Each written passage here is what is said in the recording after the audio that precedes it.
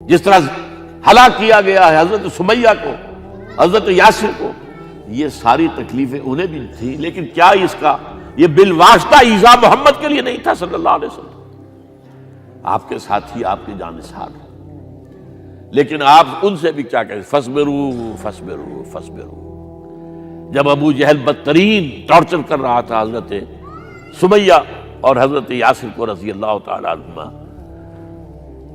آپ کے علم میں ہے کیسی کیسی ٹارچر کی ہے؟ جوان بیٹے کو باندھ دیا ایک ستون کے ساتھ، اس کی نگاہوں کے سامنے برہنہ کیا ہے ماں کو،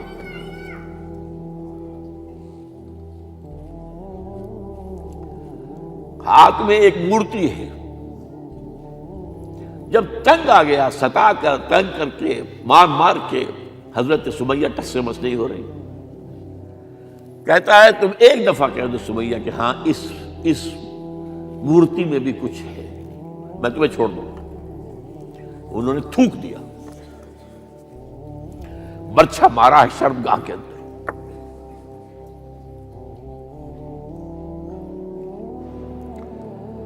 کتنی تکلیف پہنچی ہوگی حضور کو،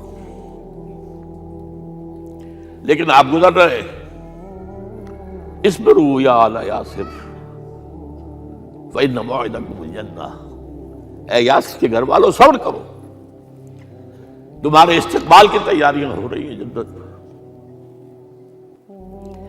یہ سیرت کوئی بناتا سناتا ہے، یہ سیرت۔ یاسر کے ساتھ کیا کیا ہے؟ 4 اونٹ نر سانڈ، اور ان کے ساتھ رسے باندھ کر ایک رسے سے ان کا ایک بازو باندھا، ایک سے دوسرا بازو، ایک سے ایک ٹانگ، دوسرے سے دوسری ٹانگ، انہیں دوڑایا ہے کہ پرکھتے ہو جیسے قسم کے۔ یہ دین ایسے ہی قائم نہیں ہوا۔ عدل و انصاف کا نظام ٹھنڈے ٹھنڈے قائم نہیں ہوتا، گھر میں آرام سے بیٹھے ہوئے قائم نہیں ہوتا۔ اور سنیے، 3 برس شیب بنی ہاشم کے تو قید ہے، 3 برس،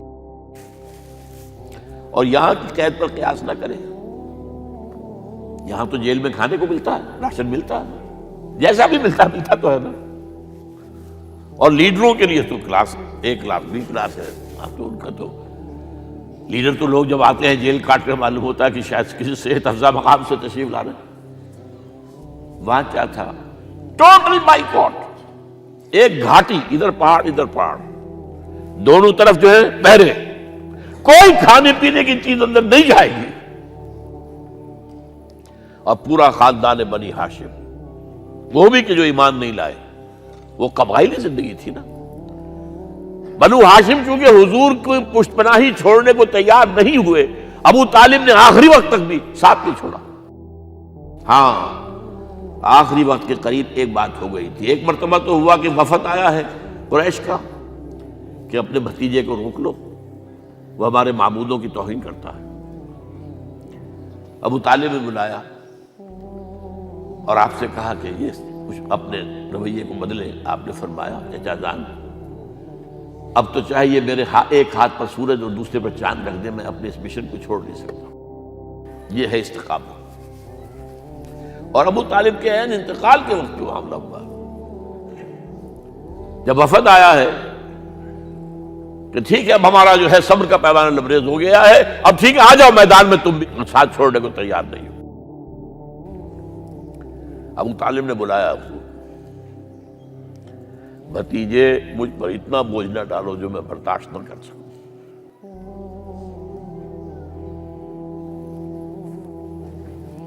حضور کی آنکھوں میں آنسو آ گئے۔ چچا جان، اب تو یا یہ بات پوری ہوگی یا میں اپنے آپ کو ختم کر دوں، اسی میں ختم ہو جائے۔ 12 شیب بنی ہاشم میں 3 برس اس حال میں گزرے ہیں، ٹوٹل بائیکاٹ، کوئی کھانے پینے کی نہیں۔ کچھ لوگ تھے شریف النفس، مثلا حکیم بن حزام تھے رضی اللہ تعالیٰ، اور بعد میں ایمان لے آئے۔ حضرت خدیجہ کے وہ رشتہ دار تھے، وہ پہاڑ پر چڑھ کر ایک طرف سے رات کی تاریکی میں، دونوں دروازے تو بند ہیں، پہاڑ پر چڑھ کر چوٹی سے نیچے اتر کر کوئی چیزیں کھانے پینے کی دے آئے تو دے آئے، بس صلی اللہ علیہ وسلم۔ کوئی اور ایک آدھ ہوگا ایسا؟ یہاں تک نوبت آئی ہے کہ بنی ہاشم کے یہ پھول جیسے بچے معصوم بھوک سے بلبلا رہے ہیں، اور اس کے سوا کچھ نہیں ہے کہ سوکھے چمڑے ابال کر اس کا پانی ان کے حلق میں ٹپکا دیا جائے۔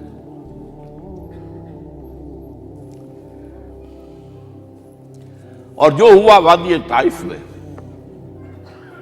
جب مکے والوں نے فیصلہ کر لیا کہ آپ قتل کر دو، ابو طالب بھی فوت ہو چکے ہیں، اب کوئی اندیشہ نہیں، کوئی خانہ جنگی شروع نہیں ہوگی، کوئی انٹرا ٹرائبل وار نہیں ہوگی، تو آپ طائف گئے ہیں۔ شاید وہاں کے 3 سردار تھے بڑے، اور یہ طائف اصل میں قریشی کا سمجھیے کہ یہ ان کا گرمیوں کا یہ صحت افزا مقام تھا۔ یہ تمام جو سردار تھے مکے کے، ان کی جائیدادیں وہاں تھی، باغات تھے، اور وہاں کے بھی 3 سردار تھے، تو شاید ان میں سے کسی کو اللہ توفیق دے دے۔ وہاں گئے ہیں اور صرف ایک ساتھ ہیں، حضرت زید بن حارثہ، حضرت ابو بکر بھی ساتھ نہیں تھے، سائے کی طرح ساتھ رہنے والا بھی ساتھ نہیں تھا۔ وہاں جا کر جو آپ نے تینوں سے بات کی ہے، تینوں نے وہ باتیں کہی ہیں جو کلیجے کو چیر جائیں۔ تمہارے سوا کوئی اللہ کو نہیں ملا تھا رسول بنانے، جاؤ چلے جاؤ۔ ایک کہتا ہے فوراً چلے جاؤ یہاں سے، اس لیے کہ ہو سکتا ہے کہ تم سچے ہو تو کہیں میں تمہاری توہین نہ کر دوں، اور یہ بھی ہو سکتا ہے تم جھوٹے ہو تو جھوٹے کو میں منہ نہیں لگانا چاہتا۔ 3 دن کی یہ سختی، اور اس میں کیا ہو رہا ہے؟ اسٹریٹ ارچنز جو کہلاتے ہیں ہمارے یہاں، چھوکرے گلیوں کے، انہیں اشارہ کر دیا ذرا ان کی خبر لو، اب وہ پتھراؤ کر رہے ہیں۔ جیسے ہمارے ہاں کوئی آ جاتا ہے، کوئی نیم پاگل یا کوئی اور کسی طرح کا مست قسم کا آدمی، اور اس کے اوپر چھوکرے چاروں طرف ہوں اور ستا رہے ہوں، یہ نقشہ تھا، اور طائف کی گلیاں تھیں، اور محبوب رب العالمین تھے۔ ادھر سے پتھر آ رہے ہیں تو زید بن حارثہ رکاوٹ بن گئے ہیں، لیکن پیچھے سے آ رہے ہیں، وہ کیسے روکیں گے؟ پیچھے جاتے ہیں تو ادھر سے آ رہے ہیں۔ جسم لہو لہان ہے، خون رس رس کر زخموں سے جوتیوں میں آ کے جم گیا ہے۔ پھر وہاں سے آپ نکل کر گئے ہیں، ایک باغ میں تھوڑی سی پناہ لی ہے تھوڑی دیر کے لیے، جوتے بڑی مشکل سے اترے ہیں، خون جمع ہوا، اور وہ جو پھر دعا نکلی ہے آپ کے، وہ کلیجے کو چیر جانے والی ہے۔ اللہم الیک اشکو ضعف قوتی وقلت حیلتی وحوانی علی الناس، اے اللہ تیری جناب میں فریاد لے کر آیا ہوں، اپنی قوت کی کمی کا، اپنے وسائل کی کمی کا، اور لوگوں میں جو رسوائی ہو رہی ہے، الی من تکلنی الی بعید یتجہمنی او الی عدو ملکت امری، مجھے کس کے حوالہ کر دیا ہے؟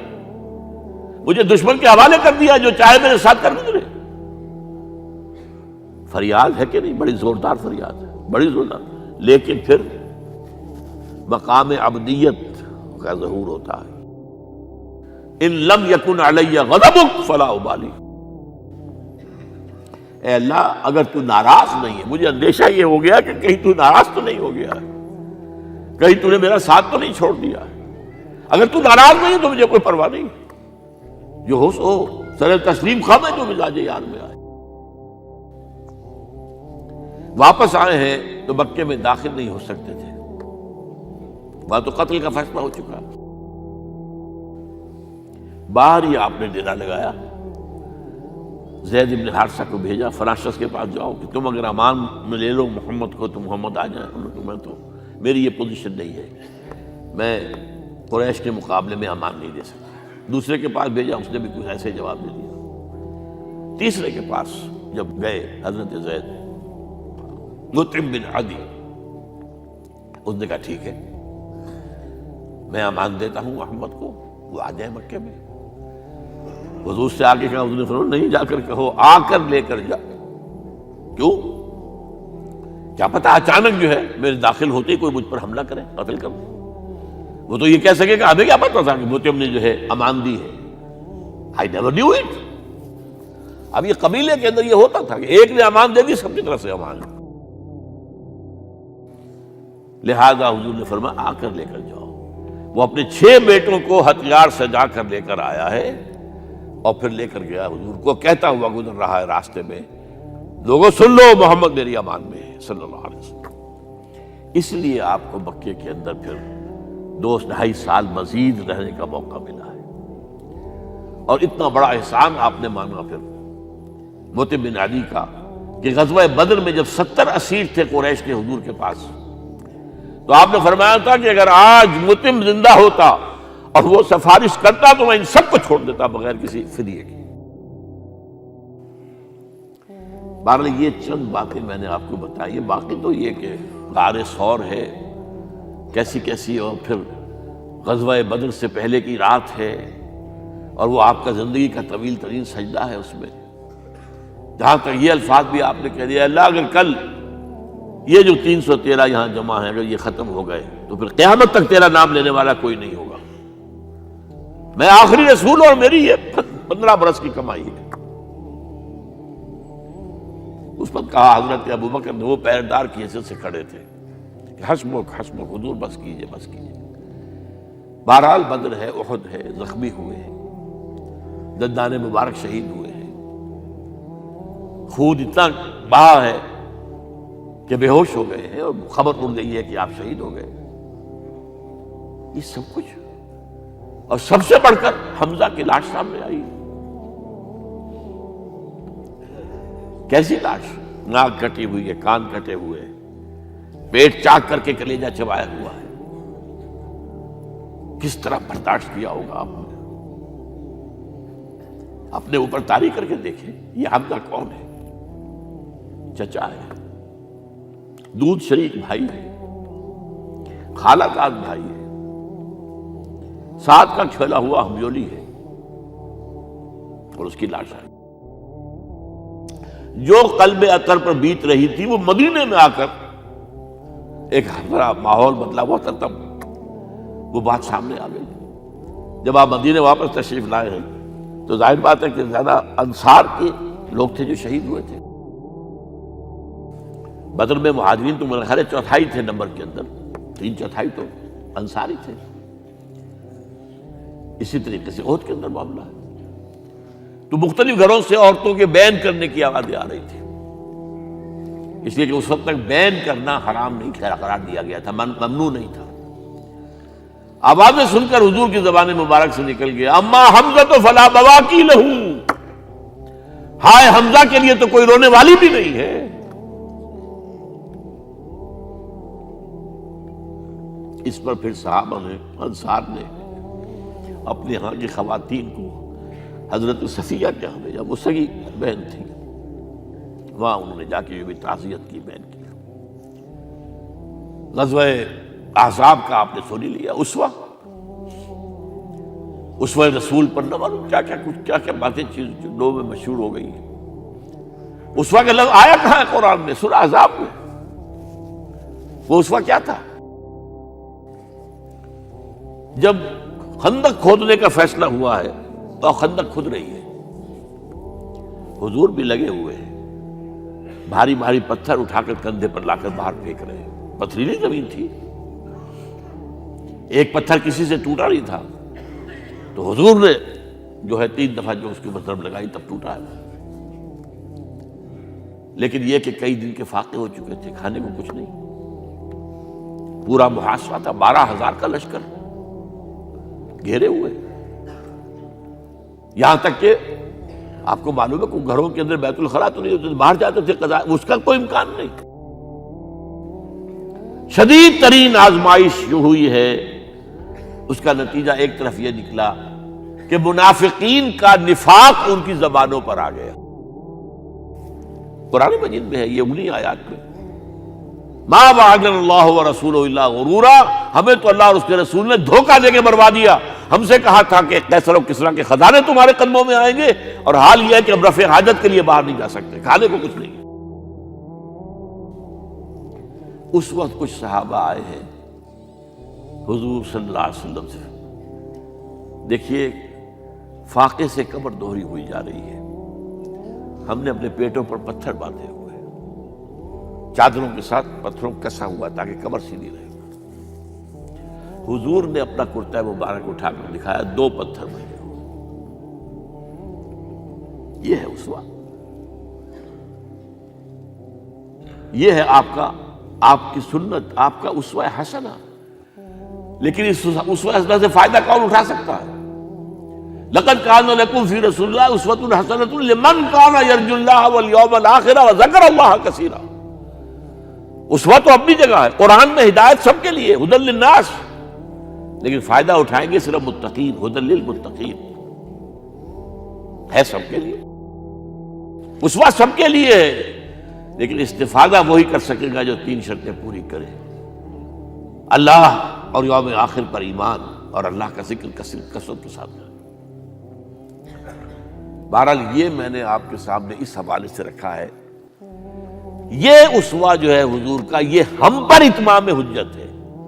دیکھیے، نوٹ کیجئے، پوری نوع انسانی پر اتمام حجت، اسلام کا نظام عدل اجتماعی جو قائم کر کے دکھا دیا، حجت قائم. اسے انگریزی میں کہتے ہیں اٹس ڈویبل، کیا جا سکتا ہے، یہ کام ہو سکتا ہے. اس لیے کہ زمین پر قدم بہ قدم چل کر یہ انقلاب آیا، محنت سے آیا، مشقت سے آیا، ایثار سے آیا، قربانیوں سے آیا، تکلیفیں جھیل کر آیا، صبر و مصابرت سے آیا.